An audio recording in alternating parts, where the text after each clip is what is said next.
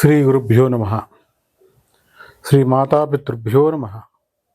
గురవే సర్వలోకానాం విషజే భవరోగిణాం నిధయే సర్వవిద్యానాం శ్రీ గురు దక్షిణామూర్తయే నమః.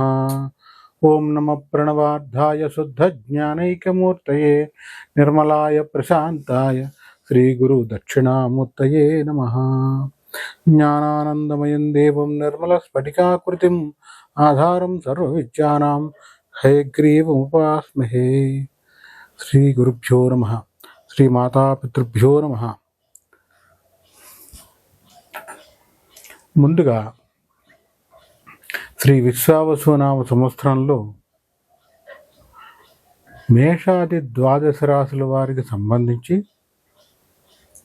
ప్రధానంగా సర్పగ్రహాలైనటువంటి గ్రహాల్లో రాహుగ్రహ కేతుగణ సంచారంలో మార్పు సంవత్సరంన్నర తర్వాత చూస్తున్నాం. అంటే చెప్పాలి అంటే 18 నెలల తర్వాత రాహువు కేతువు వీళ్ళిద్దరూ కూడా సంచారంలో మరి మార్పును చూస్తున్నాం. ఇప్పుడు అంటే మే నెల తారీఖున 18వ తారీఖు మే నెల 18వ తారీఖు సర్పగ్రహమైన రాహుగ్రహంతో పాటు కేతుగణం ఈ 2 గ్రహాలు మార్పు చూస్తున్నాం. దీని మార్పు వల్ల ఈ జరిగే మార్పు ద్వారా ఏ ఏ రాశుల వారికి ఎలాంటి ఫలితాలు ఉంటాయి, ఎవరికి శుభ ఫలితాలు ఉంటాయి, ఎవరికి అశుభ ఫలితాలు ఉంటాయి, ఎవరికి మిశ్రమ ఫలాలు ఉంటాయి అనేది తెలుసుకుందాం. అసలు రాహుకేతువులు ఎవరు అని పరిశీలించుకుంటే ఈ 2 కూడా మేషం నుంచి మీనం వరకు ద్వాదశ రాశులలో వీరికి స్థానం లేదు. ఏ రాశిలో ఉంటే ఆ రాశి నుంచి ఇచ్చే ఫలితంతో పాటుగా వీటికి కొన్ని గ్రహాలతో మిత్రత్వం, కొన్ని గ్రహాలతో శత్రుత్వం కూడా ఉంది. ఆ రకంగా సర్పగ్రహాలైనటువంటి ఈ 2 కూడా జీవుణ్ణి లేదా జాతకుణ్ణి బాధ పెడుతూ ఉంటాయి. ఇవి ఎందుకు పడతాయి దోషంలో అంటే మనం చేసుకున్న పురాకృత కర్మ అంటాం. అంటే ప్రారబ్ధ కర్మ ద్వారానే ఈ యొక్క రాహుగ్రహ కేతుగణ దోషంలో ఉండటం అనేది జరుగుతుంది. సరే, దోషంలో ఉన్నాయి, దోషం పోవాలంటే ఏం చేయాలి అనేది కూడా చెప్తాను. ఇక్కడ ప్రధానంగా గోచారం, ఇప్పుడు జరిగేటువంటిది గోచారం. అంటే ఈ మే నెల 18వ తారీఖు నాడు గోచార రీత్యా రాహు మీనరాశిలో ఉన్నటువంటి రాహు పూర్వభాద్ర నక్షత్రంలో 4వ పాదంలో ఉన్నటువంటి రాహుగురు సంచార రీత్యా మీనరాశి నుండి పూర్వభాద్ర నక్షత్రం 3వ పాదం అయినటువంటి కుంభరాశి ప్రవేశం చూస్తున్నాం. అది 18వ తారీఖు నాడు మే నెల 18. అదే రోజు అదే సమయంలో రాహు మారే సమయంలోనే, అంటే ఏకకాలం అంటాం, ఒకే సమయంలో ఏకకాలంలో అంటే ఒకే సమయంలో కేతుగణం కూడా అదే 18వ తారీఖు నాడు మరి కేతుగణం మార్పు చూస్తున్నాం. ఎక్కడి నుంచి అంటే కేతువు తాను ప్రస్తుతం కన్యారాశిలో ఉన్నాడు. అందున కన్యారాశిలో వచ్చేటప్పటికి ప్రధానంగా ఉత్తరా నక్షత్రంలోని 2వ పాదంలో ఉన్నాడు. 2వ పాదం నుంచి ఉత్తరా నక్షత్రంలోని మొదటి పాదం అయినటువంటి సింహరాశి ప్రవేశం చూస్తున్నాం. ఈ రాహువు కేతువు ఇద్దరూ కూడా మీనరాశి నుంచి కుంభరాశిలోకి రాహువు, కేతుగణం వచ్చి కన్యారాశి నుంచి సింహంలోకి, అంటే వీళ్ళిద్దరూ కూడా వెనక్కి సంచారం చేస్తారు. దీన్నే వక్ర సంచారం అంటాం. సంచారంలో మొత్తం 7 గ్రహాలు కూడా ఋతుమార్గంలో ముందరికి వెళ్తూ ఉంటే ఈ 2 గ్రహాలు వెనక్కి వక్ర మార్గంలో సంచారం చేస్తాయి. రాహు అయినా కేతు అయినా సర్పగ్రహాలు అవటం ద్వారా వీటి సంచారమే వక్ర సంచారంగా ఉంటుంది. ఇక ఈ రాహు కేతుగణ మార్పుల ద్వారా సంచారంలో ఏ ఏ రాశుల వారికి ఏ రకంగా ఉంటుంది అనేది తెలుసుకుందాం. ఇక్కడ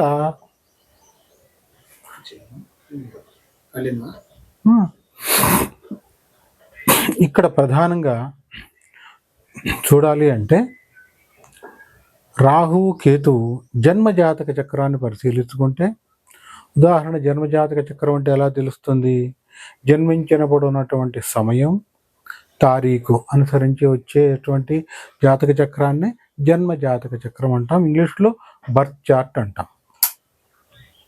కొంతమందికి రాహు జన్మజాతక చక్రంలో బర్త్ చార్ట్లో 5వ ఇంట్లో, 4వ ఇంట్లో, మరి 7వ ఇంట్లో ఇలా ఉండటం చూస్తూ ఉంటాం. 4వ ఇంట్లో ఉంటే మటుకు ఈ సర్పగ్రహాలు వాహన స్థాన సర్పదోషం అంటాం. సంతాన స్థానంలో ఉంటే సంతాన స్థాన సర్పదోషం అంటాం. అలా కాకుండా వివాహ స్థానంలో ఉంటే వివాహ స్థాన సర్పదోషం అంటాం.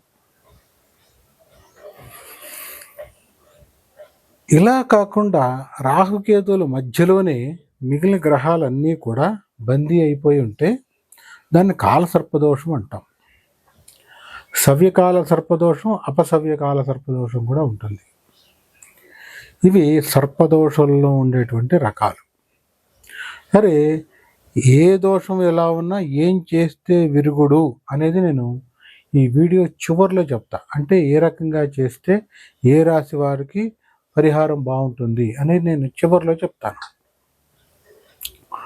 ఇక ముందుగా ఒక్కొక్క రాశికి గురించి సంబంధించి పరిశీలించుకుని, అదే సందర్భంలో మేషరాశి నుంచి మీనరాశి వరకు గల ఈ 12 రాశుల వారికి రాహుగ్రహ కేతుగణ సంచార మార్పుని ఒక్కొక్క రాశికి మరి విపులీకరించి, విశదీకరించి, విశ్లేషణాత్మకంగా తెలియపరుస్తాను. తదుపరి మిథున రాశి.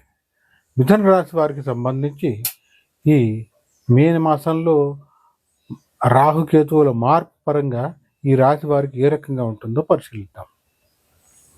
మిథున రాశి వారికి ఇప్పటి వరకు రాహు సంచారంలో దశమంలో, కేతు వచ్చేటప్పటికి అర్ధాష్టమంలో కన్యారాశిలోనూ ఉన్నాడు.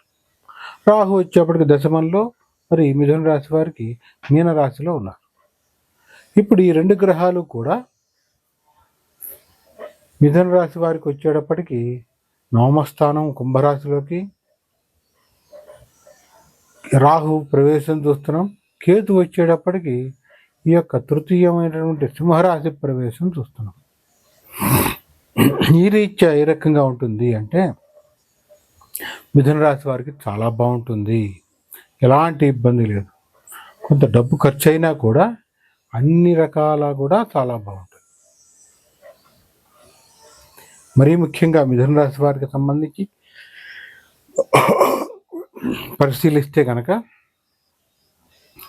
ఈ రాహుగ్రహ కేతుగణ మార్పు ఆకస్మిక ధనలాభాన్ని ఇస్తుంది. అప్రయత్నంగా మంచి హోదా లభిస్తుంది. మీకు రావాల్సినటువంటి డబ్బు మీ చేతికి అందుతుంది. ఇలా అన్ని వైపుల నుంచి కూడా మిథున రాశి వారికి బాగుంటుంది. ఆకస్మిక ధన సువర్ణ లాభం, భూలాభం, ఇలా అన్ని రకాల లాభాలు కనపడుతున్నాయి. ద్రవ్యలాభం. అదే సందర్భంలో మిథున రాశి వారికి సంబంధించి చూస్తే కనుక రాహు నవమస్థానంలో ఉండటం ద్వారా భక్తి జ్ఞానాన్ని కూడా పెంపొందించుకుంటారు. ఆధ్యాత్మిక పరంగా కూడా బలంగా ఉండగలుగుతారు. అంటే మీరు నమ్ముకున్నటువంటి దైవాన్ని బలంగా నమ్ముతారు. ఇక్కడ మిథున రాశి వారికి సంబంధించి పరిశీలిస్తే కనుక మీ యొక్క వ్యక్తిగత జాతకంలో కూడా ఈ యొక్క రాహు నవమంలో, కేతు వచ్చేటప్పటికి తృతీయంలో ఉంటే కనుక అప్పుడు మరింతగా యోగం వస్తుంది. అంటే మరింత శుభ ఫలితాన్ని పొందుతారు. ఇక్కడ చిన్న ఒకటే ఒక ఇబ్బంది ఏది అంటే మిథున రాశి వారికి సంబంధించి పరిశీలిస్తే కనుక తండ్రికి ఆరోగ్య భంగం అని చెప్తాం. అంటే ఏదైనా అనారోగ్య సమస్య ఉంటే కనుక ఖచ్చితంగా మిథున రాశి వారికి అది ఇబ్బంది పెట్టేటువంటి పరిస్థితి. అంటే ఇక్కడ మిథున రాశి వారికి తండ్రి, ఆ రాశి మిథున రాశిలో ఎవరు వస్తారు అంటే పరిశీలిస్తే కనుక ఈ యొక్క మరి ప్రధానంగా ఇందాక చెప్పుకున్నట్టు మృగశిర నక్షత్రంతో పాటు, మృగశిర నక్షత్రం మొదటి 3, 4 పాదాలు, ఎందుకని అంటే మృగశిర నక్షత్రంలోని 1-2 పాదాలు వృషభ రాశిలో ఉంటాయి కాబట్టి మిథున రాశిలో 3-4 పాదాల వాళ్ళు, అంతేకాకుండా ఆరుద్ర నక్షత్రంలోని 4 పాదాలతో పాటు పునర్వసు నక్షత్రంలోని 3 పాదాల వాళ్ళు ఈ యొక్క మిథున రాశిలోనే ఉంటారు. మరి వీరికి సంబంధించి పరిశీలిస్తే కేవలం ఎలాంటి ఇబ్బంది ఉండదు, కానీ తండ్రికి అనారోగ్య సమస్య, తండ్రి జాతకంలో ప్రస్తుతం ఏదైనా అపమృత్యు దోషం ఉంటే కనుక ఈ తీవ్రత ఎక్కువగా ఉంటుంది. అంటే మీ యొక్క వ్యక్తిగత జాతకంలో రాహువు 9లో ఉండి కేతువు కూడా మరి తృతీయంలో ఉంటే అప్పుడు ఈ తీవ్రత ఎక్కువ ఉంటుంది. లేని పక్షంలో తండ్రికి ఎలాంటి ఇబ్బంది ఉండదు. మొత్తం మీద ఇక్కడ మనం పరిశీలిస్తే కనుక మిథున రాశి వారికి సంబంధించి ఈ యొక్క సంవత్సరం గ్రహస్థితి చాలా అనుకూలంగా ఉందనే చెప్తాం. ఇందుకు సంబంధించి మీకు ఎలాంటి సందేహం ఉన్నా కూడా మీ యొక్క వ్యక్తిగత జాతకాన్ని పరిశీలించుకోవాలి అనిపిస్తే నా యొక్క నంబర్కి సంప్రదించండి, తెలియపరుస్తాను. శుభం, స్వస్తి.